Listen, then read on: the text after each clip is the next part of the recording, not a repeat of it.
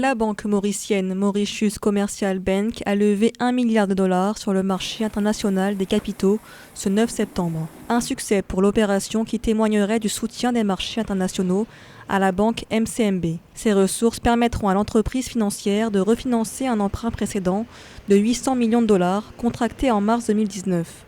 L'opération a pris la forme de 2 tranches, dont l'une remboursable dans 2 ans et l'autre dans 3 ans.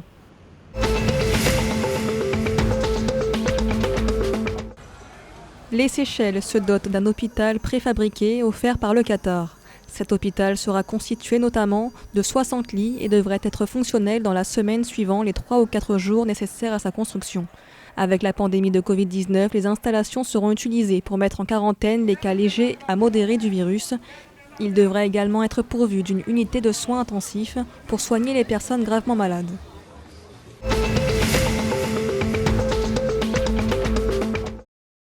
Aux Seychelles, le président Wavel Ramkalawan veut renforcer la lutte contre la corruption. Le chef de l'État a ainsi procédé vendredi 10 septembre à la nomination des membres du Conseil consultatif de la Commission anticorruption, un conseil qui remplace le conseil d'administration de l'ACCS formé en 2016 et chargé d'enquêter, de détecter et de prévenir les pratiques de corruption. Les Seychelles sont classées premiers en Afrique sur l'indice de perception de la corruption.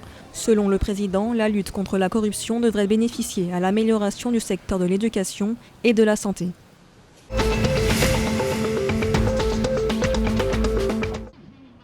À Madagascar, le gouvernement alerte sur la crise climatique qui sévit dans le pays. Une crise climatique qui serait liée, selon le ministère malgache de l'Environnement et du Développement durable, à une injustice climatique. La Grande Île est l'un des pays les plus touchés par le dérèglement climatique, notamment dans la région du Grand Sud. Un phénomène qui a contribué à accentuer une famine chronique. En juin dernier, un plan d'émergence du Grand Sud a été défini.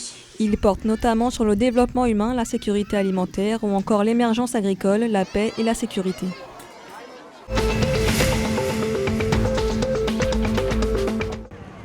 À moins de 3 semaines de la réouverture complète de ses frontières, prévue le 1er octobre prochain, l'île Maurice est confrontée à une forte augmentation de cas de Covid-19. Depuis la mi-juillet, le nombre de contaminations a été multiplié par plus de 5, et ce alors que le pays a dépassé son objectif de vacciner 60% de la population et rendu la vaccination obligatoire dans certaines activités, notamment touristiques. L'ouverture des frontières à l'ensemble des touristes est particulièrement attendue dans le secteur du tourisme, qui compte pour 25% du PIB.